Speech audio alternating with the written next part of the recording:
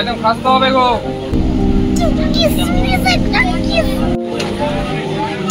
Hello everyone, welcome to my channel Mahua's diary. আশা করি সবাই ভালো আছেন, আমিও এক প্রকার ভালোই আছি। কিছু মাস আগে আমরা ফুল ফ্যামিলি সহ বকখালি গিয়েছিলাম, তো সেই ভিডিওই আজকে আপনাদের সাথে শেয়ার করছি। সেদিন আমরা সকাল 6:30 নাগাদ শিয়ালদা স্টেশনে পৌঁছে যাই। আমাদের ট্রেনটা ছিল 7:15 নামখানা লোকাল, তো টাইমটা অনেকটাই হাতে ছিল, সেই জন্য আমরা ব্রেকফাস্ট করে নিলাম ওখানেই।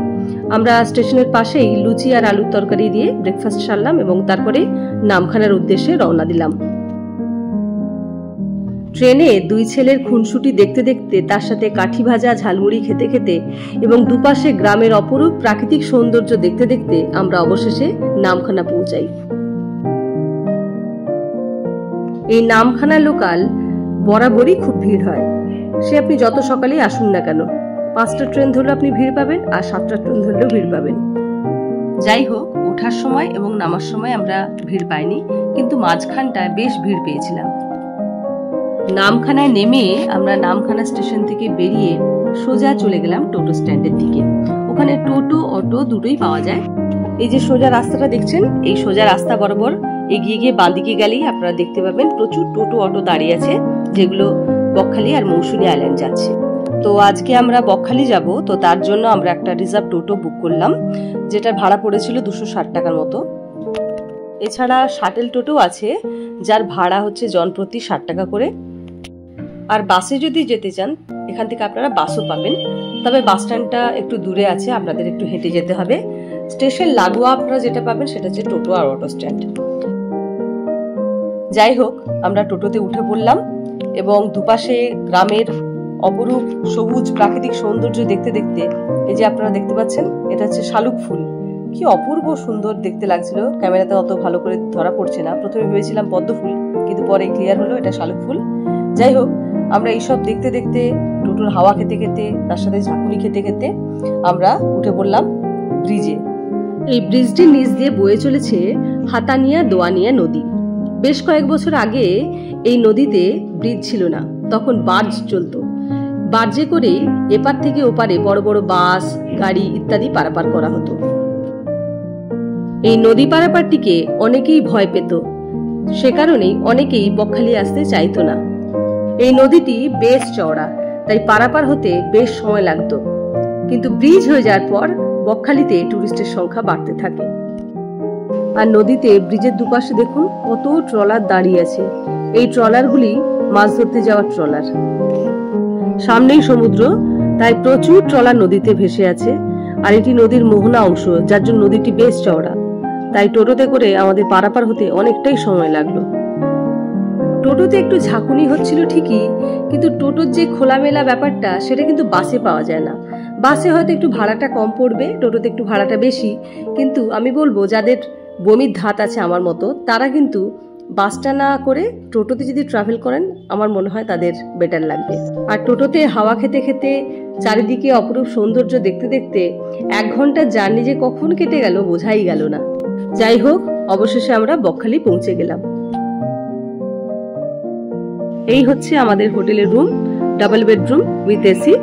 এটি মেন রাস্তা থেকে একটু ভেতরে মনে হলেও সমুদ্র থেকে এই হোটেলটি খুবই কাছে। পেছন দিক দিয়ে একটা রাস্তা আছে, যেটা দিয়ে গেলে সমুদ্র একদম কাছে পড়ে। আর হোটেলটিও নতুন, যার জন্য খুবই পরিষ্কার পরিচ্ছন্ন, চারদিকটা খোলামেলা, প্রচুর হাওয়া বাতাস। আর ভাড়াটিও যথেষ্ট কম, ভাড়া পড়েছিল পার ডে 1200 টাকা করে। আর এটি হলো পেছন দিক দিয়ে সমুদ্রে যাওয়ার রাস্তা। আমরা হোটেলে কিছুক্ষণ বসে তারপর সমুদ্রের উদ্দেশ্যে বেরিয়ে পড়ি। আমরা হোটেলে 1 রাত্রি ছিলাম, তার পরের দিনে ব্যাক করেছিলাম, যার জন্য বেশি সময় আমাদের হাতে একদমই ছিল না। আমরা হোটেলে ব্যাগপত্র রেখে কিছুক্ষণ রেস্ট নিয়ে সমুদ্রের দিকে বেরিয়ে পড়ি, কারণ আমাদের টোটো বলা ছিল আমরা দুপুর 2টোর সময় সাইট সিনে বেরোবো। তার আগেই আমাদের লাঞ্চ করে ফ্রেশ হয়ে নিতে হবে, তাই সময় নষ্ট না করে আমরা সমুদ্রের দিকে চলে গেলাম। বকখালি সমুদ্র বরাবরই ভীষণ নির্জন, এখনো সেরকমই দেখলাম। যাই হোক, সমুদ্র এখানে কাছে নয়, তাই দীঘা গেলে যেটা পাওয়া যায় একদম পাড়ের কাছেই সমুদ্র, সেটা কিন্তু বকখালিতে আপনারা পাবেন না। বকখালি সমুদ্র পেতে গেলে আপনাদের বেশ কিছুটা সামনের দিকে হেঁটে এগিয়ে যেতে হবে, প্রায় 1 কিলোমিটার বলে, জানি না, আইডিয়া নেই কতটা ডিস্টেন্স হবে। তো হেঁটে গেলে তারপরে আপনারা সমুদ্র দেখতে পাবেন। এই যে সামনে একটু জল দেখতে পাচ্ছেন, এই জলটা হচ্ছে যখন জোয়ার হয় তখন সমুদ্র কাছে চলে আসে, এবং আবার যখন ভাটা চলে তখন সমুদ্র আবার পিছিয়ে যায়।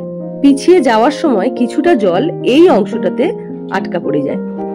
দূর থেকে দেখে মনে হবে খাড়ি সৃষ্টি করেছে, কিন্তু এটিকে খাড়ি বলা চলে না, কারণ খাড়ি একটু গভীর হয়, হেঁটে পারাপার করা যায় না। কিন্তু এই জায়গাটাতে আপনারা অনায়াসেই দিব্যি হেঁটে পারাপার করতে পারেন। ওই যে দূরে দেখতে পাচ্ছেন ছোট ছোট লোক দাঁড়িয়েছে, ওইখানে হচ্ছে সমুদ্র। তো সমুদ্রে যেতে গেলে আমাদের এই খাড়ি অংশটাকে পার করে যেতে হবে। এখন ঘড়িতে বাজে 12টা। আমরা ঠিক 12:30টার সময় লাঞ্চ করব, কারণ দুপুর 2টোর সময় আমাদের টোটো বলা আছে, আমরা সাইট সিনে বেরোবো। তাই ইচ্ছে থাকলেও বেশিক্ষণ সমুদ্রের ধারে বসে থাকতে পারলাম না, আর রোদেরও বেশ দাপট। তাই তাড়াতাড়ি লাঞ্চ সেরে নিয়ে হোটেলে ফিরে গেলাম এবং হোটেলে ফ্রেশ হয়ে নিয়ে আমরা সাইট সিনের উদ্দেশ্যে বেরিয়ে পড়লাম। সাইট সিনে প্রথমেই আমরা গেলাম হেনরি আইল্যান্ড। এই টোটোটি আমাদের পুরো সাইট সিন করিয়েছিল মাত্র 300 টাকায়। আমাদের হোটেল থেকেই এই টোটোটিকে বুক করা হয়েছিল। আপনারা চাইলে নিজেরাও বুক করতে পারেন। মেন রাস্তার উপরে অনেক টোটো থাকে বা বিচের ধারেও অনেক টোটো পাওয়া যায় যারা এরকম সাইট সিন করায়। তবে ভাড়া বিভিন্ন রকম, বিভিন্ন জায়গায় আপনারা বার্গেনিং করে নেবেন। মোটামুটি 250 থেকে 350 টাকার মধ্যে আমি দেখলাম সব জায়গায়। তবে ওঠার সময় আপনারা অবশ্যই বার্গেনিং করে উঠবেন। টোটোয় করে এই রাস্তা দিয়ে যেতে দারুণ লাগছিল। দুপাশে গ্রামের অপরূপ প্রাকৃতিক সৌন্দর্য এক কথায় অনবদ্য। হেনরি আইল্যান্ডের মেন গেটে জনপ্রতি 10 টাকার টিকিট কেটে আমরা টোটোয় করে এই পর্যন্ত এলাম। এরপর টোটো আর ভেতরে ঢুকবে না, আমাদের বিচ পর্যন্ত যেতে গেলে পায়ে হেঁটে যেতে হবে। এই হেনরি আইল্যান্ড প্রধানত মৎস্য চাষের জন্য বিখ্যাত। এখানে 162টি ঝিল আছে। হেনরি আইল্যান্ডের ভেতরে অনেকগুলি কটেজ আছে যেখানে আপনারা থাকতেও পারেন। একটি ওয়াচ টাওয়ারও আছে, তবে আমরা সেখানে যাইনি। যাই হোক, এখন আমরা হাঁটা লাগিয়েছি বিচের উদ্দেশ্যে, এবং তার সাথে সাথে নিজের একটু সেলফিও করে নিচ্ছি, কারণ নিজের সেলফি তোলার কেউ লোক নেই, তাই নিজের দায়িত্ব নিজেকে নিতে হলো। নিজের ফটো নিজেই তুললাম। হেনরিজ আইল্যান্ডে যাওয়ার এই রাস্তাটা আপনারা দেখুন, এত সুন্দর, মানে কি বলবো। দুপাশে ঘন ম্যানগ্রোভ অরণ্যের জঙ্গল, তার মাঝখান দিয়ে রাস্তা, মানে এত সুন্দর লাগছিল যে ভাষায় প্রকাশ করতে পারছি না। ভীষণ সুন্দর একটা অ্যাডভেঞ্চার ফিলিংস হচ্ছিল। আমাদের সবারই ভীষণ ভালো লেগেছে এই রাস্তাটা, মানে খুব সুন্দর রাস্তা, পরিষ্কার পরিচ্ছন্ন, আর দুপাশে জঙ্গল, খুব সুন্দর, ভীষণ সুন্দর। হাতে যদি 1 দিন বা 2 দিন সময় থাকে তাহলে বকখালি ইজিলি ঘুরে আসা যায়, কারণ বকখালি যেতে আসতে খুব একটা বেশি সময় লাগে না। ট্রেনে মোটামুটি 2 থেকে 2.5 ঘন্টা সময় লাগে, আর ট্রেন থেকে নেমে টোটোতে মোটামুটি 1 ঘন্টা। সব মিলিয়ে ওই 3.5 ঘন্টা থেকে 4 ঘন্টা সময় লাগে, খুব জোর 4.5 ঘন্টা। তো ইজিলি আসা যায়।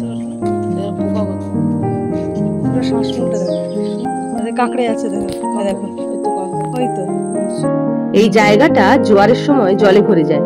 এখন যেহেতু ভাটা চলছে তাই জল নেই ঠিকই, কিন্তু এখানে আমরা শামুক দেখতে পেলাম, কাঁকড়া দেখতে পেলাম। ওই যে দেখুন, একটা কাঁকড়া চড়ে যাচ্ছে, আমাদের দেখে আবার থেমে দাঁড়িয়ে পড়লো, চুপ করে, আর নড়েও না চড়েও না। আর দেখতে পেলাম দুপাশে ম্যানগ্রোভ অরণ্যের অসংখ্য শ্বাসমূল। এই রাস্তায় যেতে যেতে একটি কাঠের ব্রিজও পড়লো, যেটি এই জঙ্গলের সৌন্দর্যটাকে যেন আরো বাড়িয়ে তুলল।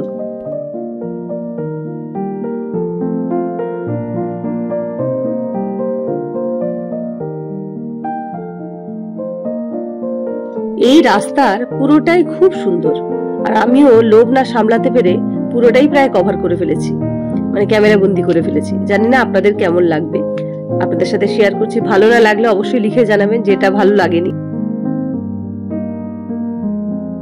এই জায়গাটা দেখুন, একটু জল জমে আছে। ওই যে বলছিলাম না যে জোয়ারের সময় জল আসে, কিছু কিছু জায়গায় জল জমে থাকে, তো এইখানটা একটু আমরা জল পেয়েছিলাম। এবং জলের মধ্যে ব্যাঙাচি না মাছ ঠিক বুঝতে পারলাম না, তো নড়ে চড়ে বেড়াচ্ছে চারিদিকে। আমরা ভেবেছি মাছ, ব্যাঙাচিও হতে পারে, ছিল এখানে আর কি। তো শামুক ছিল ওখানে, তার সাথে ব্যাঙাচির মতো মাছও ছিল।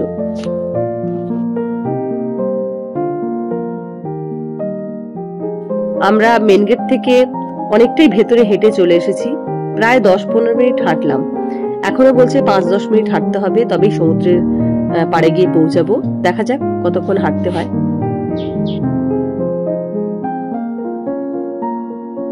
অবশেষে আমরা হেনরিজ আইল্যান্ডের বিচে পৌঁছালাম। ওই দিকটা আপনাদের যতটা সুন্দর রাস্তা দেখিয়েছি, চারদিকে জঙ্গল, মাঝখান দিয়ে সুন্দর রাস্তা, কিন্তু বিচে ঢোকার মুখে রাস্তাটা অত্যন্ত অপরিষ্কার এবং খুব খারাপ।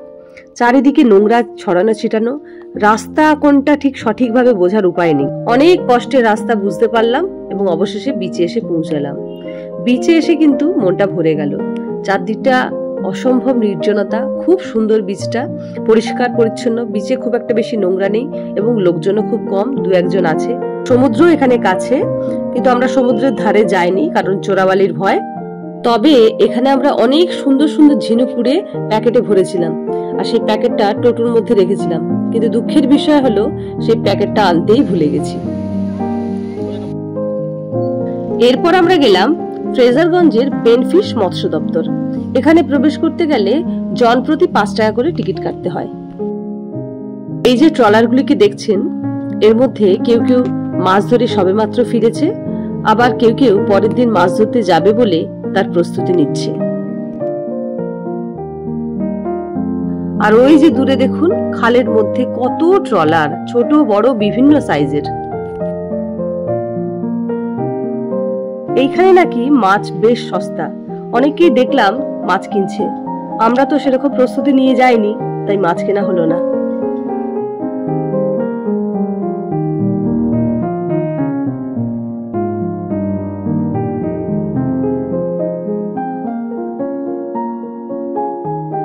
এই যে দেখুন, এখানে কত মাছ জাল থেকে ঝেড়ে রেখেছে, এইগুলো এখন আড়তে যাবে। আবার কেউ কেউ এখান থেকে মাছ কিনেও নিচ্ছে।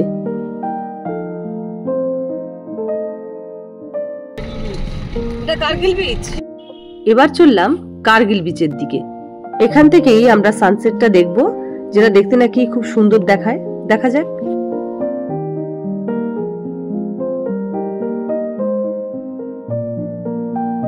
পৌঁছে গেলাম কার্গিল বিচে। সত্যি সানসেটটা এখান থেকে খুব সুন্দর দেখাচ্ছে। দেখুন চারপাশটা কি অপূর্ব লাগছে।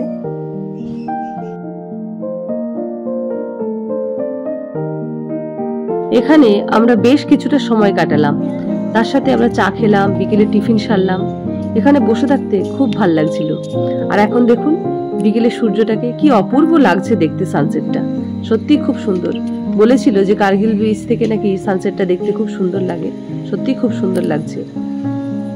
সব বিচের থেকে কার্গিল বিচটা একটু অন্যরকম, বেশ ভালো লাগলো। এরপর আমরা গেলাম ফ্রেজারগঞ্জের সি বিচ। এখানে ফ্রেজার সাহেবের একটি ভগ্ন বাড়ি আছে, ওই যে দেখতে পাচ্ছেন লরিটির সামনে, ওটি ফ্রেজার সাহেবের বাড়ি। আর আছে একটি বিচ। আমরা বিচে যেতে পারলাম না, কারণ ঝড়ে বিচটি খুবই ক্ষতিগ্রস্ত হয়েছে, তাই মেরামতির কাজ চলছে। তাই বিচে না যেতে পারলে, সমুদ্র না দেখতে পারলে কি ভালো লাগে? তাই বেশিক্ষণ সময় না কাটিয়ে আমরা চলে গেলাম আমাদের শেষ destination eco park, Bakkhali eco park. কি কি এটা?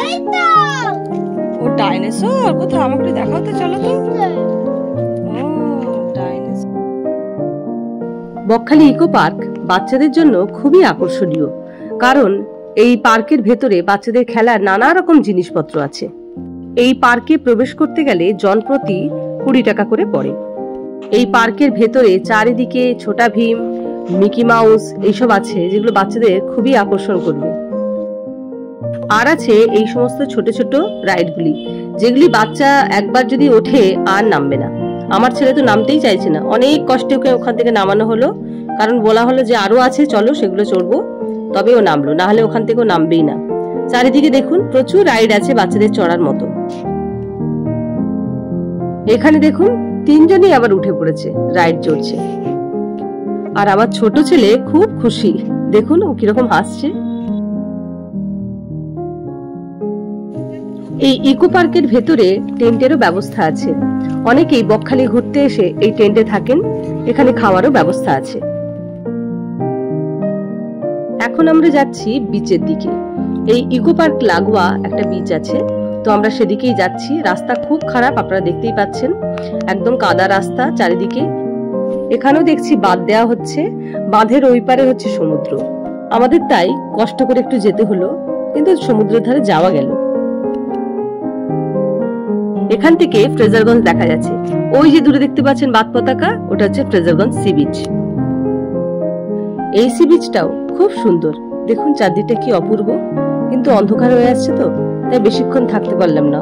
অল্প কিছুক্ষণ থেকেই আমরা ফিরে এলাম, কারণ এলাকাটা নির্জন আর আমাদের ঝাউবনের মধ্যে দিয়ে অনেকটা পথ হেঁটে আসতে হবে, তাই বেশিক্ষণ না থেকে ফিরে এলাম।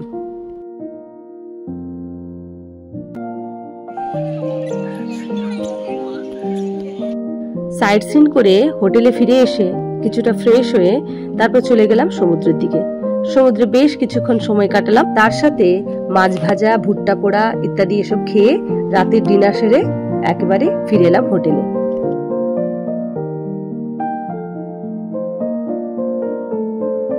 পরদিন সকালে সূর্যোদয় দেখব বলে বিচে চলে এলাম, কিন্তু আমাদের দুর্ভাগ্য আমরা সূর্যোদয় দেখতে পেলাম না। সেদিন আকাশটা মেঘলা ছিল, তাই সূর্য ওঠেনি। বকখালি আমার খুব ভালো লেগেছে।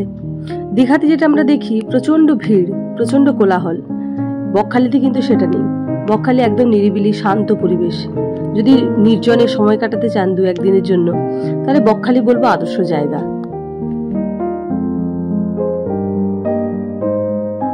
এখন আমরা যাচ্ছি বকখালি বিচের ধারে অবস্থিত বনবিবির মন্দিরের দিকে। বিচ বরাবর কিছুটা হেঁটে আসার পর এই বনবিবির মন্দির পড়ে জঙ্গলের ভেতরের দিকে একটু হেঁটে যেতে হয়।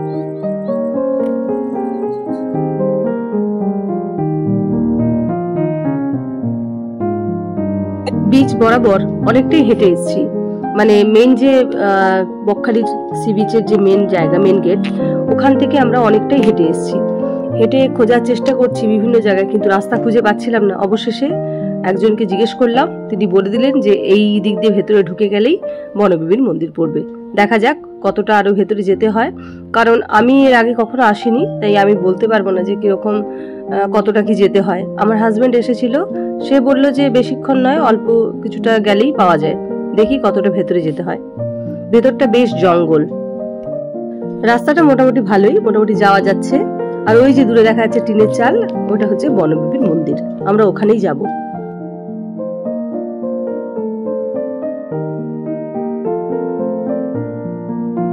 আমরা বনবিবির মন্দিরের কাছে চলে এসেছি। এই হচ্ছে বনবিবির মন্দির। এটি এখন পাকার তৈরি করা হয়েছে, আগে এটি চালাঘর ছিল।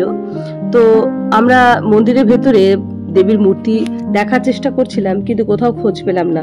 মানে ওইদিকে একটা চালাঘর আছে আর এইদিকে পাকার ঘরটা আছে, দুটো ঘরেই আমি কোনো মূর্তি দেখতে পেলাম না।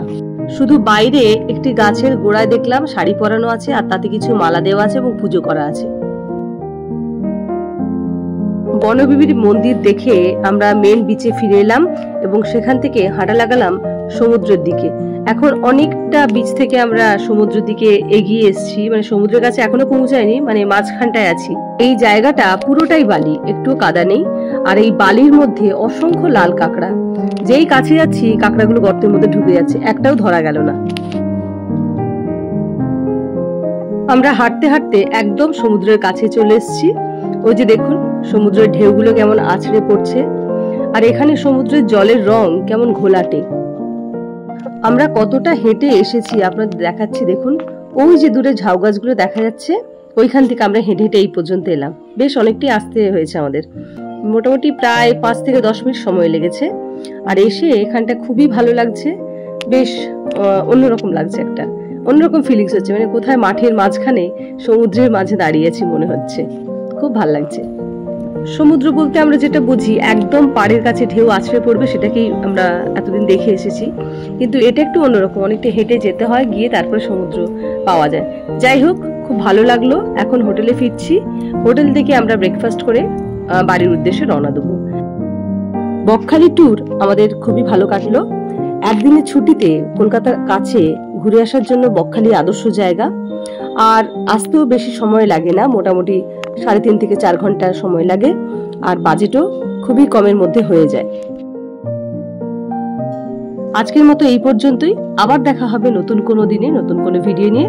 আপনারা সবাই ভালো থাকবেন, সুস্থ থাকবেন, নমস্কার।